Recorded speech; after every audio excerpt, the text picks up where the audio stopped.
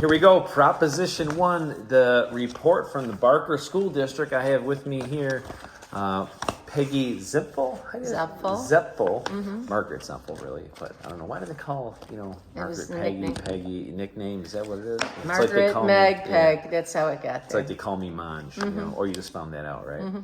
But Peggy went to a meeting at the Barker School District. This was September 9th. Is when this was. It was about up-and-coming student speech and gender identity legislation coming down from the state. And it was very shocking to the point that you got physically upset at the meeting, I guess? Actually, not at the meeting, but afterwards. It was so obvious that it was going to be terrible for our children. So I actually cried when I left the meeting. Oh. Did I say that you're a supervisor yet?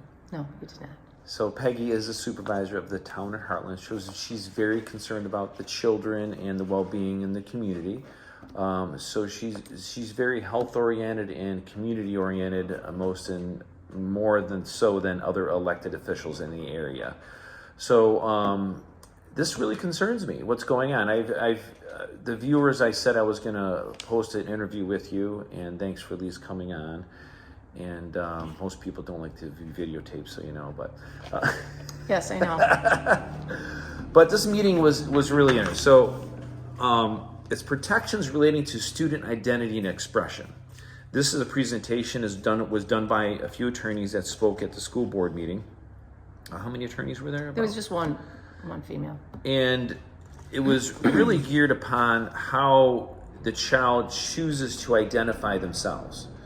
And it says that it shall be unlawful discriminatory against practice for an educational institution to deny the use of facilities. So they're talking about multiple things of race, color, religion, disability, national origin, citizen, immigration status, sexual orientation, gender identity, or expression, military status, sex, age, marital status of a student. That's interesting. Or status as a victim of domestic violence. This is in school, so maybe they're protecting the teachers maybe. But so if children wanted to identify themselves as a cat, and the restrooms didn't have litter boxes in them, you couldn't direct the student to a bathroom that would have just a litter box, and you have to actually, if you have a student that identifies as a cat, you'd have to have the public bathrooms, the litter box in every single one of them. Something along those lines. And there was do you want me to start from the beginning, David? Yes. Okay. I'd like to start from the fact that I was notified by a parent of a student at, our grandparent of a student at Barker, that they were advertising for a play to be going on this summer, which was last summer, or this summer right now. And all the characters, it was all outside the library, and all of the characters had these names, and it was, and they were identifying these characters as one of them was bisexual, one of them was transgender, and one of them was gender neutral, and one of them swung both ways and didn't know. And these were all the characters in this play. So when it came to my attention, I called the superintendent of schools there, and I said, "Why are you advertising for that?" And they said that there was a club at the school, and they were advertising for people to join and participate in this play. And I said that I felt that it was sexual in nature, and that anything that is publicly on display in the school in front of children would be something that the children would be very accepting, and I just didn't think it was appropriate. So I asked him to take it down, and he said he would talk to the school board. So fast forward a couple months later, the school board is addressing this issue, and I attended and was shocked to hear that because of these new laws that are going into effect, this Section 9, and then what just Proposition 1 that was just passed, they were protected what used to be race, religion, and color to 9 or 11 other protected classes, and how that was going to affect the school, and was told at that point that protecting the children with these, under these laws was going to Well, for instance, they said give the children rights over the parents in certain instances. They said that if a high school student wanted to do something like transgender or anything, that they would accept the child's views on how they perceive themselves and sometimes not even notify the parent. So the school would be treating this child differently in school without the parent's permission as to how they identified. But they said they've become more and more restrictive with these new laws that it would go all the way down to kindergarten. And that the school would assist them in fulfilling their desires to act in the way that they felt was appropriate without even contacting the parent. And then they said if the parent was notified and did not go along suit, that they could actually take the child away. So they were basically taking away the rights of the parents to be involved. And this was told you by attorneys Yes. at the school board meeting. Right. Yes. And simple things like they said the student bathrooms. Let's just say you had a transgender population and the school said, well, we want to accommodate these people, but we don't want, people who were born male, trans, going into female, going into the girls' locker rooms or into their bathrooms. So if we had a separate bathroom where we said, you can use that bathroom, you would be written up. And then they went on for a whole page or two in this presentation of things that they would do to the school if they dared to do anything like that. Yeah, they basically said remove state funding, non-compliance, violation of oath of office, potential report. Yeah, reporting to loss of state aid. Loss of state aid, liability. The people who did that would be charged with misconduct, willful violation, neglect of duty. And some of these things that they said that these teachers or people on the board is, what was that, David? They were saying that if you use the wrong pronoun, if you segregated sports activity into certain genders, this is the girls' basketball team, this is the boys' basketball team. No, you can't do that anymore. Can't even have labels anymore. So realistically, to be fair, I was telling Peggy that, there should be 50-50 girls on the football team and boys, right? If they really want to play this game. But it's just, what happens to tryouts kind of makes tryouts unfair because a girl, physically isn't as strong as a boy is. But you cannot have labeled bathrooms anymore now, too. Right. And so you go in, and I've found that to be the case. I've gone, where did I go? Niagara Falls, and I was going somewhere, and you walk into a bathroom with I was on a field trip with my grandson. And you get confused. You walk into the ladies' room and you get greeted with a man standing there washing their hands. And then there's stalls there. And if you have young daughters, so if you can't send your young daughter into the restroom anymore because there's men in there, and there are men in stalls they try to protect the identity by having the doors on the stall go right to the ground, which only means that somebody could be in that stall when you send your young daughter into that area, and you don't know who's in there. Well, at least you don't know what gender they are. So sexual perverts can hang out in girls' bathrooms now, basically. And even now with the passage of the amendment, it's going to be illegal for independent businesses to have men and women bathrooms. It's going to be, you can't use that terminology. It's offensive. Right. And we were just looking, and it said that they can't consider, it's not a defense to say it's a religious issue either. So you just, so if you bring up your religion, that you might say that my religion says that there's two genders, male and female.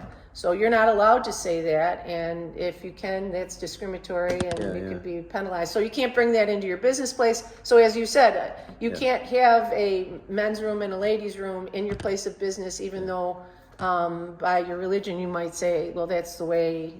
You can't even recommend here that a transgender person can use a single occupancy bathroom. So if you simply say, I'm sorry you're offended. If you want to use that bathroom, you can get charged for that. You can't even offer that. It's just, yet I'm the woman hater. I got a message on Facebook that am I a woman hater? No, you're not a woman hater. But you know what? But what I would like to bring up is, so this individual who's transgender, for instance, and wants to go into the female changing rooms, what about all the young girls that are in there that they feel unsafe?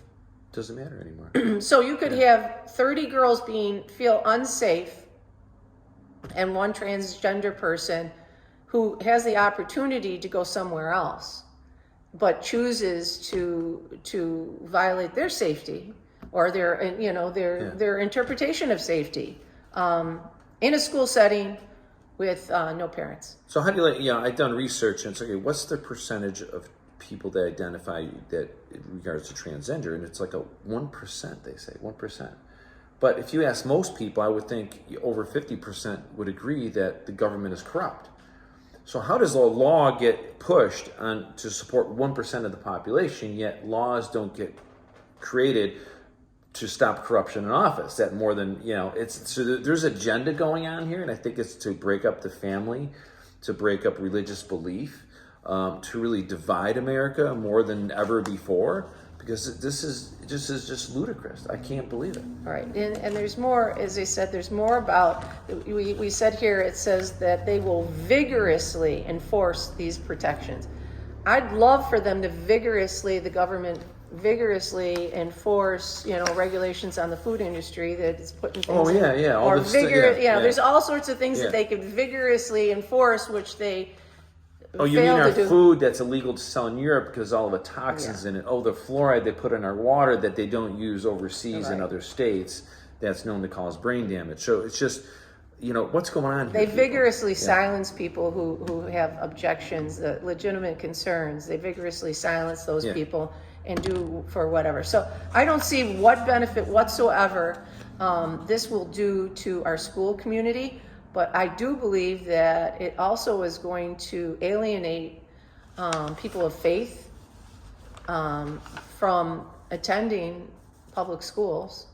And I think that's why there's such a rise in homeschooling, because these types of things are crossing the line as far as protections for children and taking away the rights of parents. I think that's the most chilling part of all. When they said that your kindergartner can decide whether or not that they're a cat, or if it's a girl, they're a boy, over and without having parental involvement in that decision of how they're being treated in the schools. I mean, children are confused from the get-go. Oh, absolutely. I mean, now you're putting into an environment in a public school at 5, 6, 7 years old, and they're uncomfortable already because they left the comfortable housing, the mom and dad. Now they're thrown in this cesspool many times in these public schools of all these different behavior characteristics and everything else.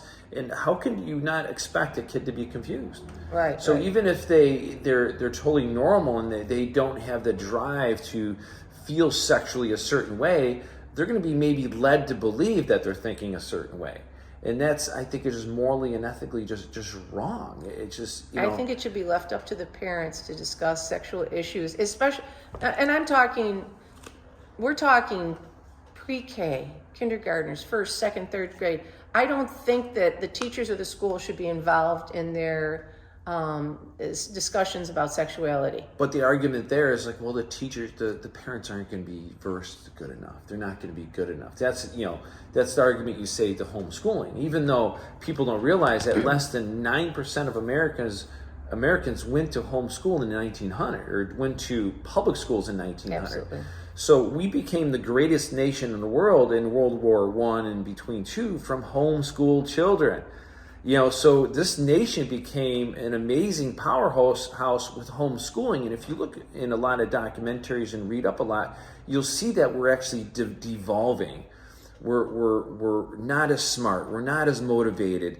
We work less. We are devolving, and I think this is the plan to destroy America even more, and then run us down this line of dysfunction. Look at yearbooks, which I have here from the 60s and 40s, and the girls all have dresses on. The men and boys all have shirt and ties on, all for their Right. photographs. And that was another thing, dress code. They eliminated dress code. Yeah, so it can be, even though there is no dress code, so this mean that Catholic schools cannot have dress codes anymore, right? Is that what that means? Because of the new Proposition 1. But it's just disturbing no end. If anybody has any more information they'd like to share with me, like to come on for an interview anyway, reach out to me. Like to talk to Peggy for any reason whatsoever, please reach out. I also help people run for office. Like I helped Peggy run for office. Yes, he did. And we're behind a lot of research and studying to make our local communities much better than what they are. You're part of making your community better. We, working as a group, can work together and make a